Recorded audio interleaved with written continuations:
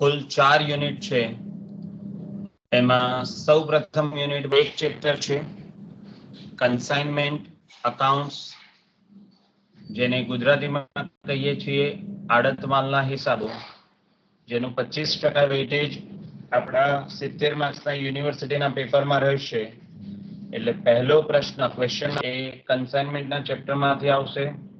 આડત માલના હિસાબોનો દાખલો હશે 14 માર્ક્સનો અને 4 માર્ક્સના MCQ હશે. તો સૌથી મહત્વનો પ્રશ્ન, વોટ ઇઝ કન્સાઇનમેન્ટ? આડત માલ એટલે શું? કોને આડત માલ કહીએ?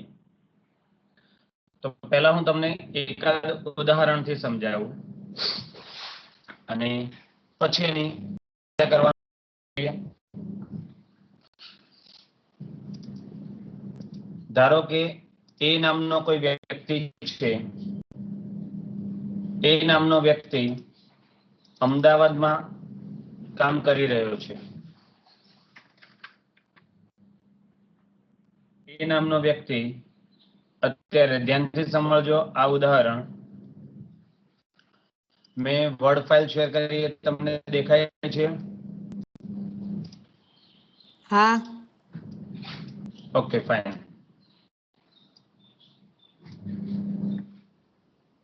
એ નામનો વ્યક્તિ અત્યારે એનો સમગ્ર ધંધો અમદાવાદ ખાતે કરી રહેલો છે.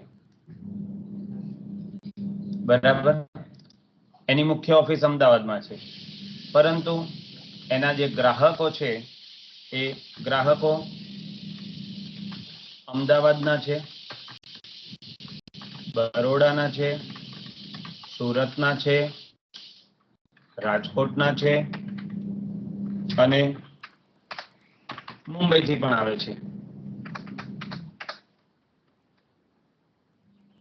તો હવે તમે સમજી શકો કે જો આ ગ્રાહકો બહારગામના છે, અહીંના અમદાવાદના જે ગ્રાહકો છે એ તો સીધી વાત છે કે જ્યારે જોઈએ ત્યારે પાસે પહોંચી જાય અને માલની ખરીદી કરી લે અને માલની ખરીદી કરી અને એ લોકો જરૂરિયાત પ્રમાણે પોતાનો માલ લઈ શકે. પણ હવે જ્યારે આ બહારના ગ્રાહકો છે એ લોકો પાસે તો એક જ ઓપ્શન હોય કે જ્યારે અમદાવાદ આવે ત્યારે તેઓ પાસેથી માલ ખરીદે અને પછી માલનો વપરાશ કરે.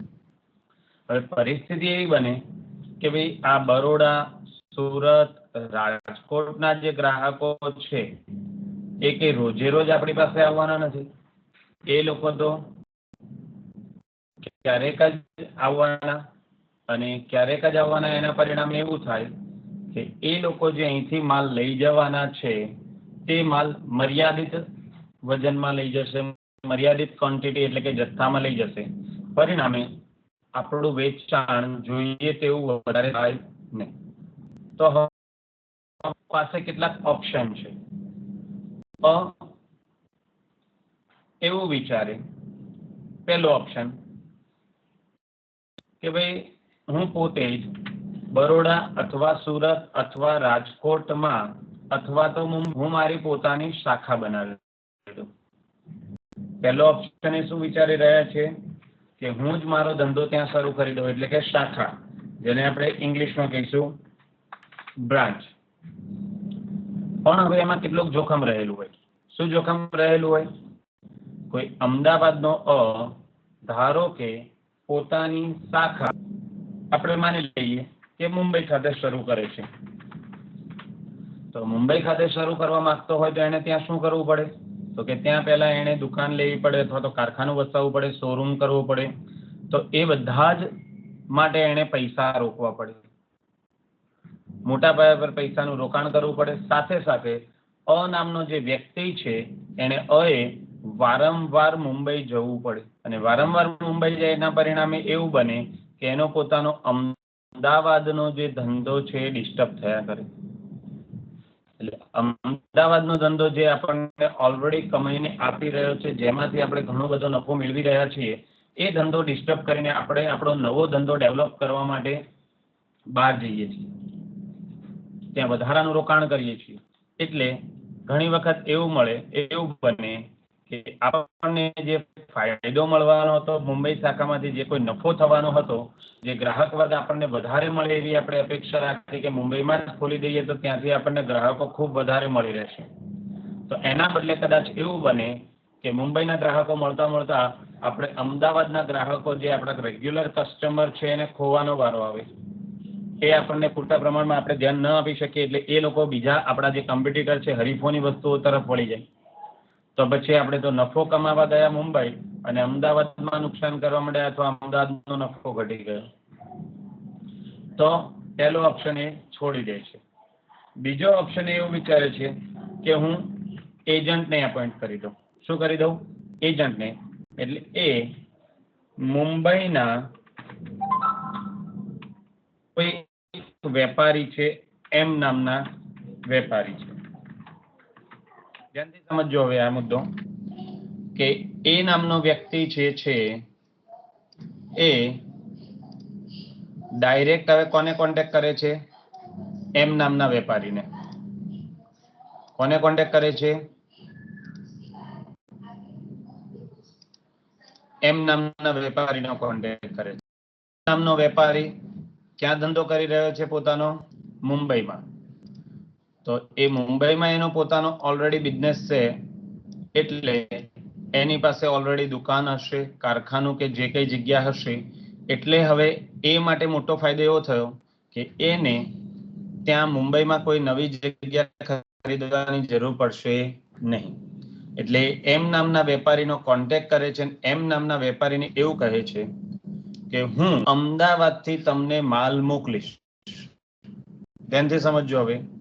એ નામનો અમદાવાદ જે અ નામનો વેપારી છે તે એમ નામના વેપારીને મુંબઈમાં એવું કહે છે કે હું તમને અમદાવાદથી માલ તમારે તમારા શોરૂમ દુકાનમાં એ માલ રાખવાનો અને જે ગ્રાહકોને જરૂર પડે એને માલ આપવાનો, તમારે માલ વેચવાનો અને આ રીતે તમે જે માલનું વેચાણ કરશો એના બદલામાં એટલે એમ નામનો વ્યક્તિ શું કરશે?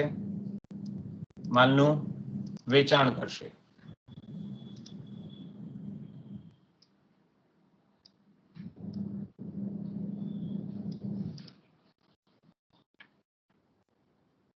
વ્યક્તિ માલનું વેચાણ અને વેચાણ કરી અને પૈસા ઉઘરાવશે. એટલે નાણાં ઉઘરાવી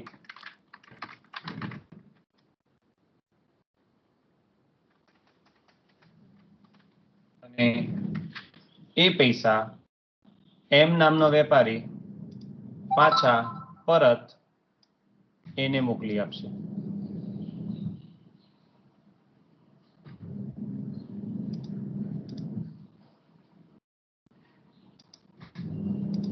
એટલે જો આખું પ્રોસેસ શું બની ગઈ? અમદાવાદનો વેપારી એમ નામના વેપારીને મુંબઈમાં માલ મોકલે, વેપારી મુંબઈના ગ્રાહકોને માલ વેચી પૈસા ઉઘરાવે અને એ પૈસા ઉઘરાવીને પાછા અમદાવાદ મોકલી આપે.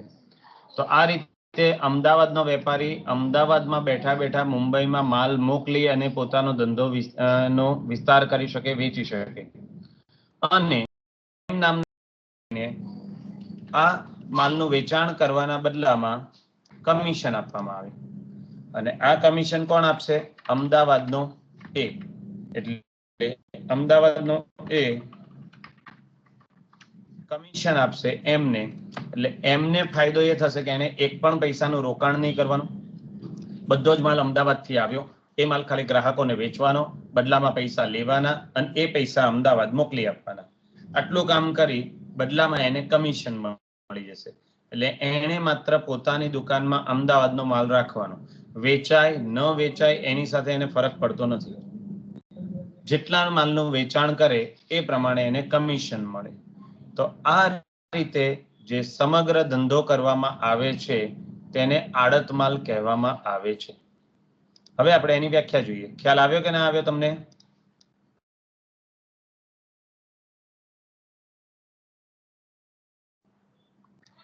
ખ્યાલ આવ્યો શું કહું છું? થોડો ઘણો એક્ટિવ રહેજો, જવાબ આપતા ચાલો હવે આપણે એની વ્યાખ્યા જોઈએ એટલે તમને હજી વધારે પરફેક્ટ ખબર પડે. ફરી પાછું હું વ્યાખ્યામાં સમજાવીશ. આડત માલ એટલે કે કન્સાઇનમેન્ટ કોને કહીએ છીએ? માલનું કમિશનથી વેચાણ કરવા માટે પોતાના હિસાબે અને જોખમે દેશમાં અન્ય સ્થળે કે પરદેશમાં પોતાના એજન્ટને માલ મોકલી વેચાણ કરવાની પદ્ધતિને આડત માલ કહે છે. જો હવે દરેક શબ્દને તમને મેં ઉદાહરણ આપી એમાં સમજાવું. એ નામનો વ્યક્તિ હતો, એ બોમ્બે માલ મોકલતો હતો. બોમ્બે એટલે દેશનું અન્ય સ્થળ હતું. ધારો કે અમેરિકામાં મોકલે તો પરદેશ થયું. ટૂંકમાં એનો મુખ્ય ધંધો છે ત્યાંથી બીજું કોઈ સ્થળ. અચ્છા, હવે પોતાના હિસાબે અને જોખમે એટલે શું? તો હમણાં મેં તમને એક વાક્ય વાપરી દીધું. એમ માટે તો અમદાવાદ માલ આવી ગયો, માલ વેચાય કે ન વેચાય એમને કોઈ લેવા દેવા નહોતો. માલ વેચાય તો એને કમિશન મળે, તો એને ત્યાં માલ પડ્યો રહે, એને પૈસાનું રોકાણ કરવું પડે એવું કંઈ હતું નહીં. માલ કોનો હતો? અમદાવાદના એનો. તો અમદાવાદના એનો જ હિસાબ હતો એટલે એનું જ જોખમ હતું કે માલ ન વેચાય તો પણ જોખમ કોનું? એનું. રસ્તામાં માલને નુકસાન થાય તો પણ કોણે નુકસાન ભોગવવાનું? એને ભોગવવાનું. એમને કોઈ લેવા દેવા નથી. એમને જે વેચાણ કરે એના બદલામાં એને શું મળવામાં આવતું, આપવામાં આવતું હતું? કમિશન.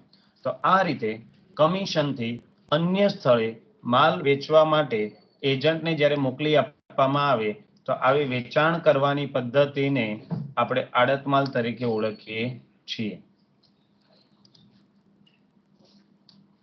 એ જ વસ્તુને થોડાક બીજા શબ્દોમાં વ્યાખ્યાને મૂકેલી છે કે માલનો અમુક જથ્થો એટલે ક્વોન્ટિટી ફિક્સ હોય, એક સ્થળેથી બીજે સ્થળે સામાન્ય રીતે એટલે કે મોટા ભાગે પરદેશમાં કમિશનથી વેચવા માટે એજન્ટને મોકલવામાં આવે તો તેને શું કહેવામાં આવે છે? આડત માલ કહેવામાં આવે છે. ઇન શોર્ટ તમારે એટલું યાદ રાખવાનું છે. એના કેટલાક શબ્દો જો આપણે પકડીએ તો સૌથી પહેલું છે કે માલ અન્ય સ્થળે મોકલવામાં આવે છે એટલે કે પરદેશમાં મોકલવામાં આવે છે. જો આપણે કેટલાક મુદ્દાઓ તારવીએ, એક તો માલ અન્ય સ્થળે એટલે કે પરદેશમાં મોકલવામાં આવે, પહેલો મુદ્દો.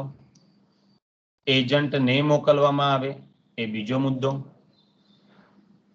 માલ મોકલનારનું પોતાનું જોખમ અને હિસાબ હોય છે એ ત્રીજો મુદ્દો. અને કમિશનથી જ વેચવા માટે મોકલવામાં આવે છે એ ચોથો મુદ્દો. એટલે એમાં એજન્ટને કોઈ લાગતું વળગતું નથી. બંને વ્યાખ્યામાં શબ્દો છે કે અન્ય સ્થળે મોકલવાનું, જો અન્ય સ્થળે મોકલવાનું, પછી કમિશનથી વેચવા માટે મોકલવાનું, એજન્ટને મોકલવાનું. બરોબર છે? તો તેને આડત માલ કહે છે. આ વ્યાખ્યા આપનાર હતા કાર્ટર. હવે અન્ય એક લેખકે પણ એની વ્યાખ્યા આપેલી છે. આડત માલ એટલે ભવિષ્યના વેચાણ માટે. એ તો સીધી વાત છે. વર્તમાનમાં હું એમ કહી દઉં કે માલ વેચવો જ, પણ મારી પાસે માલ હોય જ નહીં તો હું ક્યાંથી વેચું? એટલે માલ મને મળે ત્યારે હું વેચવાનું છે. એટલે ભવિષ્યમાં જ્યારે મને માલ મળે એટલે આપણે એજન્ટને મોકલીએ ભાઈ તારે વેચવાનો છે, હું તો અહીંથી મોકલું એ તારે વેચવાનું. તો ભવિષ્યના વેચાણ માટે કે અન્ય હેતુ માટે રવાના કરેલો માલ એટલે કે આપણે મોકલેલો માલ માલિકી અને હિસાબ જોખમે મોકલનારનું રહે છે. જે આપણે અહીંયા ભણ્યા કે પોતાના હિસાબે અને જોખમે, તો એ જે માલ મોકલે છે માલનો માલિક એનો જ હિસાબે અને જોખમે છે. અને જે માટે માલ મેળવનારને સ્વીકાર્યા પછી તે જવાબદાર રહે છે. એટલે માલ વેચવાની એની જવાબદારી એની છે, તો તેને આડત માલ કહેવામાં આવે છે. બરાબર? તો આ વ્યાખ્યા આપનાર હતા કોહલર. હવે આપણે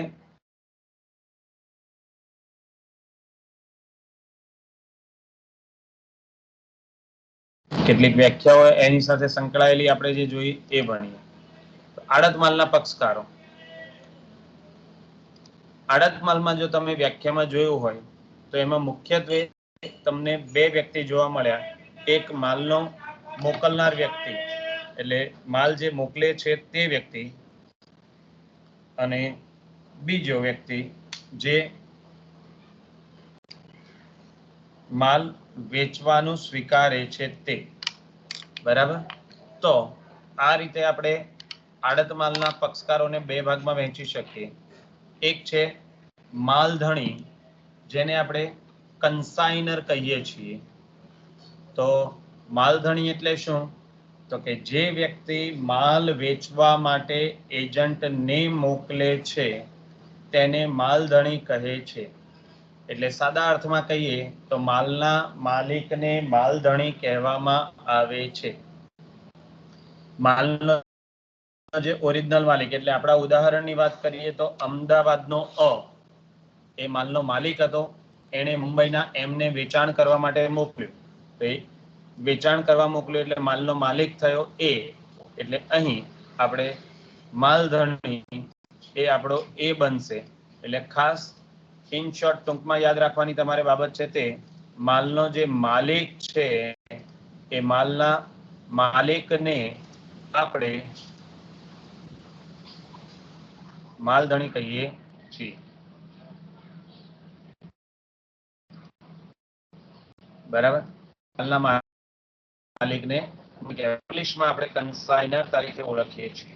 કેટલાક ઇંગ્લિશ શબ્દો એટલા માટે યાદ રાખજો કે ભવિષ્યમાં જ્યારે તમે કોમ્પિટિટિવમાં તૈયારી કરતા હોય ત્યારે ઘણી બધી વખત અંગ્રેજી શબ્દો હોય, અંગ્રેજી નોલેજ પણ મેળવવું જરૂરી છે આપણા માટે. બીજો પક્ષ જે આપણો હતો તે આડતીયો, જેને કન્સાઇની કહેવામાં આવે છે. એટલે માલધણી જે એજન્ટને માલ મોકલે એજન્ટને આડતીયો કહે છે. એટલે માલ દ્વારા જે એજન્ટને માલ મોકલવામાં આવે એ એજન્ટને આપણે આડતિયા તરીકે ઓળખીએ છીએ. એટલે એ જે આપણો એજન્ટ છે જે માલિક વતી માલ વેચવાનું સ્વીકારે છે કે ભાઈ તમારા બોમ્બેમાં માલ વેચીશ, સુરતમાં માલ વેચીશ, તો તેવા વ્યક્તિને આપણે એજન્ટ કે આડતીયો કહીએ છીએ. તો આ રીતે આપણા આડત માલના મુખ્ય બે પક્ષકારો છે. એક માલધણી એટલે માલિક અને બીજો એટલે આપણો એજન્ટ. આપણે દાખલા કહીશું ત્યારે હંમેશા તમને દાખલામાંથી પહેલા જ વાક્યમાં પક્ષકારના નામ આપ્યા હોય અને એ પક્ષકારના નામના આધારે તમારે નક્કી કરવાનું કે કોણ માલનો માલિક છે એટલે કે માલધણી છે અને કોણ માલ વેચવાનો છે એટલે કે એજન્ટ છે. જો એ નક્કી કરી શકશો તો જ તમે દાખલો ગણી શકશો, કારણ કે બંનેના હિસાબો અલગ અલગ હોય. જેમ કે હું એવું કહું કે મેં ધ્રુવને પૈસા આપ્યા, તો મેં ધ્રુવને પૈસા આપ્યા એટલે પૈસા મારી પાસેથી જાય એટલે મારે જમા કરવા પડે, અને ધ્રુવ પૈસા લેનાર થયો એટલે ધ્રુવ ખાતે ઉધાર, તે રોકડ ખાતે આવી હું આમ નથી કરું. હવે ધ્રુવ બનીને વિચારો તો ધ્રુવ એવું કહેશે કે મને પૈસા મળ્યા એટલે ધ્રુવ એવું કહે કે ભાઈ પૈસા મળ્યા એટલે પૈસા આવે તો ઉધાર કરવું પડે. એટલે ધ્રુવ ખાતે ઉધાર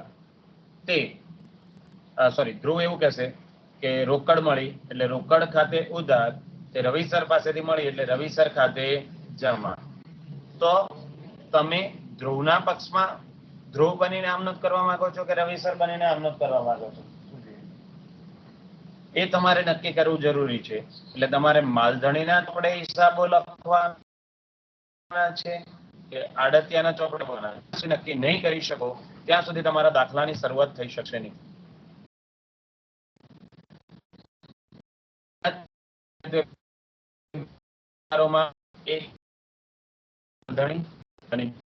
આડતીઓ આ બે મુખ્ય પક્ષકારો છે અને આ બે પક્ષકારોને તમારે ઓળખવા જરૂરી છે. એટલા માટે ખાસ યાદ રાખો કે જે વ્યક્તિ માલ મોકલે છે તે તમારો અને વેચવા માટેનું સ્વીકારે છે, બરોબર છે, કે હું તમારા વતી માલ વેચીશ, એ તમારો એજન્ટ કે આડતીયો છે. ત્યાર પછી આડત કે કમિશન. ત્રીજો શબ્દ છે આડત કમિશન. તો આડતિયાને માલનું વેચાણ કરવા બદલ માલધણી દ્વારા કમિશન ચૂકવવામાં આવે છે. એટલે આડતનું નામ કમિશન નું ગુજરાતી આપણે આડત કરીએ છીએ. એટલે દાખલામાં ઘણી વખત તમને આડત શબ્દ વાપર્યો હશે, ઘણી વખત કમિશન શબ્દ હશે, તો એનાથી કોઈ ફરક પડતો નથી. ટૂંકમાં આડતીઓ જે કોઈ માલનું વેચાણ કરશે એ વેચાણના બદલામાં માલધણી દ્વારા એને કમિશન આપવામાં આવે, અને એ શરતે તો માલ અમદાવાદથી બોમ્બે મોકલે દો, અને બોમ્બે વાળો એ શરતે તો તૈયાર થયો હતો કે હા ભાઈ હું માલ વેચીશ, બદલામાં મને કમિશન આપ. માલધણી કમિશન આપે છે એટલે માલધણી માટે ચૂકે છે એટલે એ ખર્ચ થયો, એટલે આડત એ માલધણી માટે ખર્ચ થાય, અમદાવાદના અ માટે ચૂકવે તેથી ખર્ચ થાય, અને બોમ્બેનો એમ એટલે કે આડતીયો એને કમિશન મળવાનું એટલે એના માટે એ આવક થાય છે, એટલે એ માટે ખર્ચ થાય છે, જ્યારે એમ માટે. હવે આ આડત જે છે એના મુખ્યત્વે બે પ્રકારો પડે છે.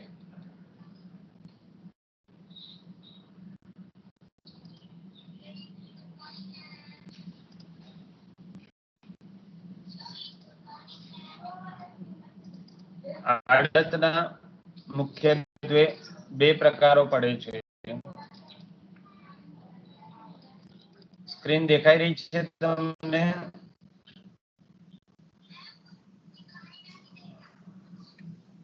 તારે ફોન લગાવ બેટા, ગાડી પડે છે,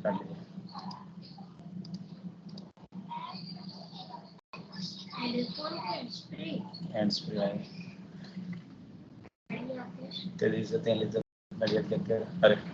આડતના પ્રકારો સ્ક્રીન દેખાય છે ને તમને વિદ્યાર્થીઓ?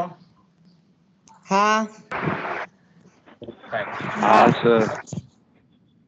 ઓકે, પહેલા આપણે આટલા ટોપિકનું રિવિઝન કરી લઈએ. આમાં તમને કોઈ મુદ્દો ન ખબર પડી હોય તો બોલો. આપણે ભણ્યા આડત માલ એટલે શું, એના પક્ષકારો માલધણી અને આડતીઓ, અને એને આડત એટલે કે કમિશન મળે છે તે. ચાલે એમાં કોઈ મુદ્દો ન ખબર પડી હોય તો કહો. ખબર. Okay fine. હવે આડતના પ્રકારો એટલે કે ટાઇપ્સ ઓફ કમિશન. તો સૌ પ્રથમ આવે છે સામાન્ય આડત એટલે કે જનરલ કમિશન. તો આડતિયાને રોકડ તેમજ ઉધાર વેચાણ એટલે કે કુલ વેચાણ પર આપવામાં આવતા કમિશનને સામાન્ય આડત કહે છે. આપણે જાણીએ છીએ કે આપણે વેચાણ બે રીતે કરી શકીએ છીએ. કોઈ પણ વેપારી હોય એ રોકડ વેચાણ કરે અથવા તો ઉધાર વેચાણ કરે. તો આ બેનો સરવાળો કરીએ એને આપણે કુલ વેચાણ કહીએ છીએ. તો આ કુલ વેચાણ પર જે કોઈ કમિશન આપવામાં આવે એને આપણે સામાન્ય આડત કહીએ છીએ. એટલે રોકડ વેચાણ પ્લસ ઉધાર વેચાણ કરીએ એટલે આપણને કુલ વેચાણ મળી જાય, અને આ કુલ વેચાણના માની લો કે 5% કે 10% આપવાના હોય તો 10% કરીએ એટલે આપણને જે રકમ મળે એ તમારી સામાન્ય આડત અથવા તો કુલ આડત થાય છે. બીજો પ્રકાર છે આસામી આડત, જેને ઇંગ્લિશમાં ડેલ ક્રેડર કમિશન કહે છે. તો આસામી આડત એટલે તો કે ઉધાર વેચાણ પર આપવામાં આવતા વધારાના કમિશનને આસામી આડત કહે છે. જો બે વચ્ચેનો તફાવત સમજી લો. સામાન્ય આડતમાં રોકડ અને ઉધાર બંને વેચાણ પર આપવાનું, હવે તે ઉપરાંત વધારાનું એક કમિશન આપવાનું છે. જો વધારાની આપેલા આડત એ સામાન્ય આડત તો ખરી જ, કારણ કે આ ઉધાર વેચાણ છે અહીંયા તો આવી જ ગયું, પણ સાથે સાથે અહીં એક વધારાનું એને આપવામાં આવે. કેમ આપવામાં આવે એ પણ સમજી લો. પહેલા આપણે જનરલી ઉધાર વેચાણ એવા પક્ષકારોને કરતા હોઈએ છીએ કે જે પક્ષકારોને આપણે ઓળખતા હોઈએ. હવે અમદાવાદનો અમદાવાદમાં રહે છે તો એ બોમ્બેના ગ્રાહકોને ઓળખતો ન હોય, બોમ્બેના ગ્રાહકોને હંમેશા કોણ ઓળખતું હોય? ત્યાંનો લોકલ વેપારી, એટલે કે એમ નામનો વ્યક્તિ. હવે તમે વિચારજો, તમે એમ છો, એમ નામના વેપારી છો, એટલે તમને તો કમિશન મળવાનું. તમને કમિશનમાં રસ હોય એટલે તમને એવું હોય કે હું જેટલો માલ વધારે ને વધારે વેચું એટલું મને વધારે ને વધારે કમિશન મળે. તો હંમેશા તમે પ્રયત્ન કરો વધારે માલ વેચવાનો. વધારે માલ વેચવા માટે જો તમે આગ્રહ રાખો કે માત્ર રોકડ વેચાણ જ કરો તો માલ વધારે વેચી શકાય નહીં. એટલે સાથે સાથે તમે ઉધાર વેચાણ કરો. એટલે જેને જોઈએ એને ઉધારીમાં આપતા જ જાઓ, આપતા જ જાઓ, આપતા જ જાઓ માલ. આ રીતે ઉધારીમાં માલ આપીએ એટલે આપણી પાસે એક જોખમ, એક રિસ્ક રહેલું હોય છે. શેનું રિસ્ક રહેલું હોય? કે ઉધારમાં માલ વેચ્યા એટલે એ જે વ્યક્તિ છે દેવાદાર, એ કદાચ ભવિષ્યમાં પૈસા ન આપે તો? દેવાદાર જો પૈસા ન ચૂકવે તો ગાલખાદનું નુકસાન થાય. હવે માલનો માલિક હતો અમદાવાદનો અ. થોડુંક એક પિક્ચર ઇમેજિન કરજો મગજમાં કે અમદાવાદનો માલનો માલિક માલ બધો વેચે છે એમ બોમ્બેમાં, ઉધારમાં માલ આપે છે. હવે બોમ્બેનો કોઈ ગ્રાહક પૈસા ન ચૂકવે તો ગાલખાદનું નુકસાન થાય. તો એ ગાલખાદનું નુકસાન અમદાવાદના અને ભોગવવું પડે, કારણ કે માલનો માલિક તો અ હતો. એમ તો ખાલી કમિશન લઈને છૂટો. એટલે પછી હવે અમદાવાદનો અ વિચારે કે ગયું હું માલ વેચું, અરે મુંબઈનો કમિશન થી માલ વેચે બદલામાં નુકસાન, અને મને તો જે નફો થવો જોઈએ એ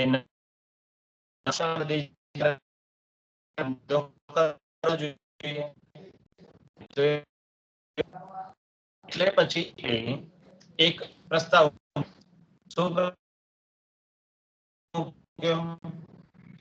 અમદાવાદના કે ભાઈ તને કમિશન પણ સાથે એક શરત, તારે માલ જે વેચવો હોય તે વેચ, રોકડમાં વેચ, ઉધારમાં વેચ, મને કોઈ ફરક પડતો નથી.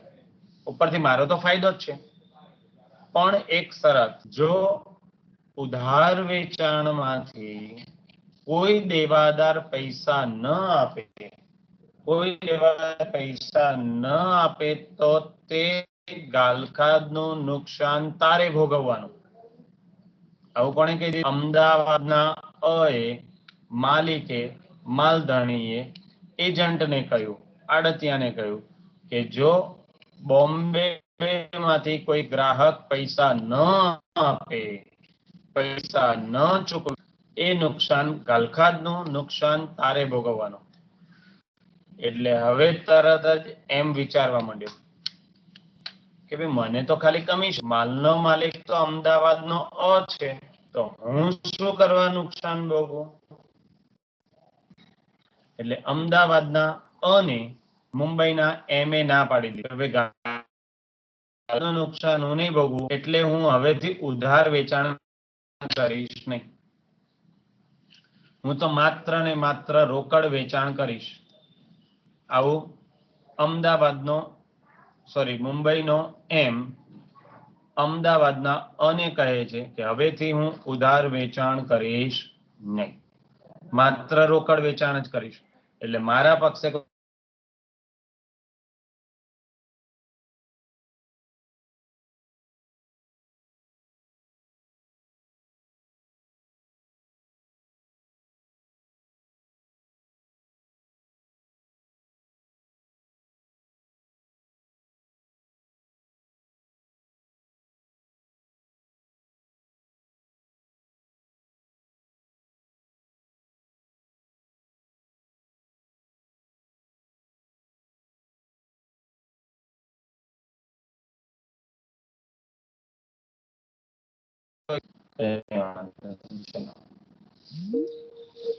તારું ઝૂમ ચાલતું હોય ને જવા દે બધા કરીએ.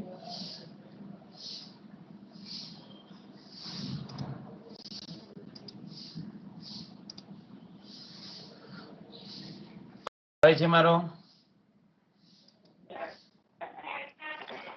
હા. Okay okay fine. તો હવે અમદાવાદનો વિચારવા માંડ્યો કે જો માત્ર રોકડ વેચાણ થાય તો વેચાણનું પ્રમાણ તો બહુ ઓછું થાય, વેચાણ ઘટે, તો મારો નફો પણ ઘટે. હવે બંને પક્ષકારો સામસામા પક્ષે મૂંઝવણ. અમદાવાદ વાળો એવું કે ભાઈ તું ઉધારમાં માલ વેચ પણ ગાલખાત તું ભોગવે. તો મુંબઈ વાળો કે ભાઈ હું ગાલખાત નહીં ભોગવું એટલે હું ઉધાર વેચાણ જ નહીં કરું. તો અમદાવાદના અ માટે હવે પ્રશ્ન એવો થયો કે અમદાવાદથી માલ મોકલવાનો ખર્ચ થાય મુંબઈ, આડતિયાને કમિશન આપવાનું. તો આ બધું કરે તો નફાનું પ્રમાણ ઘટી જાય. જો વેચાણ વધે તો અને તો જ એને નફો મળે. એટલે પછી તો બંને ભેગા થઈને એક રસ્તો કાઢ્યો. શું રસ્તો કાઢ્યો? તો કે અમદાવાદના એવું કીધું કે ભાઈ તારે વેચાણ કરવાનું, બંને વેચાણ કરવાનું છૂટ. હવે તું ઉધાર વેચાણ એટલા માટે ના પાડે કે ગાલખાત પડે, તો કઈ વાંધો નહીં. તું ઉધાર વેચાણ એવા વ્યક્તિઓને જ કરજે જેને તું ઓળખતો હોય. જેને ઓળખતો હોય એને તું ઉધાર વેચાણ કરીશ એટલે તને ગાલખાતનું નુકસાન તો નહીં રહે, ગાલખાતનું નુકસાન ભોગવવાનું જોખમ નહીં રહે. બીજું એક વસ્તુ, હું તને, જો આવું અમદાવાદનો અ કહે છે, ધ્યાનથી સાંભળજો. અમદાવાદનો અ કહે છે કે હું તને ઉધાર વેચાણ ઉપર વધારાનું કમિશન આપીશ. એટલે આ સામાન્ય કમિશન તો તને જે મળવાનું છે તો મળશે જ મળશે, કે રોકડ વત્તા ઉધાર ઉપર તો મળશે જ મળશે. એ સિવાય હું તને ઉધાર વેચાણ